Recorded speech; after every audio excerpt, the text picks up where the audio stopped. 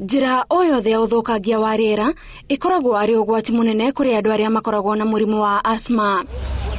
No kũringana na riboti ya gĩkundi gĩa kĩmabũrũri kĩa Lancet, rĩera kumana na ndogo ya ngari nĩ ũmwe wa maũndũ marĩa maraiga mĩtũrĩre ya ciana hatĩka-inĩ. He andũ 10 arĩa mena asthma, andũ 6 nĩ ciana, na harĩ andũ acio 6, 1 nginya 2 magĩrĩire mũrimũ wa asthma thĩinĩ kumania na kĩndũ twĩtaga air pollution. Ataramu a ũgima wa mwĩrĩ marauga thĩna wa asthma wĩhagĩrĩria kũringana na kĩrĩa kĩa ũcũngĩrĩirie. He andũ mariaktaga na guoya wa nyamũ ta tũnyau kana ngui, he andũ mariaktaga nginya na mũruru wa mbura, he andũ mariaktaga na heho. Icio ciothe nĩ triggers kana nĩ allergens cia asthma. Kwaga kũhũthĩrĩria ndariri o ciothe cia thĩna wa njĩra ya kũhihia, ndagĩtarĩ augĩte nĩ ũmwe wa maũndũ marĩa mangĩteithĩrĩria ciana kũrigĩrĩria thĩna wa asthma o tene. Angĩigua mwana wake nĩanjia kũgĩa tũthĩna twa gĩthũri, agatwarwo mbere.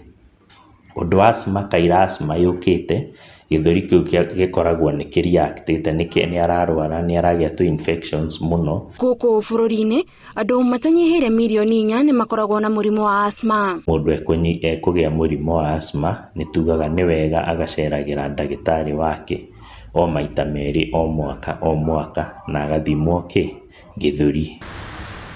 Ũingĩ wa rĩera rĩũru rĩrĩa riumanaga na ndogo ya ngari mataũni-inĩ gĩtuĩkĩte gĩtũmi kĩnene harĩ gũcũngĩrĩria mũrimũ wa asthma kũrĩ ciana, no thirikari no ĩteithĩrĩrie na njĩra ya gũtigĩrĩra ngari iria irĩ barabara-inĩ nĩ njagĩrĩru na koguo kũnyihia ũthũkangia wa rĩera.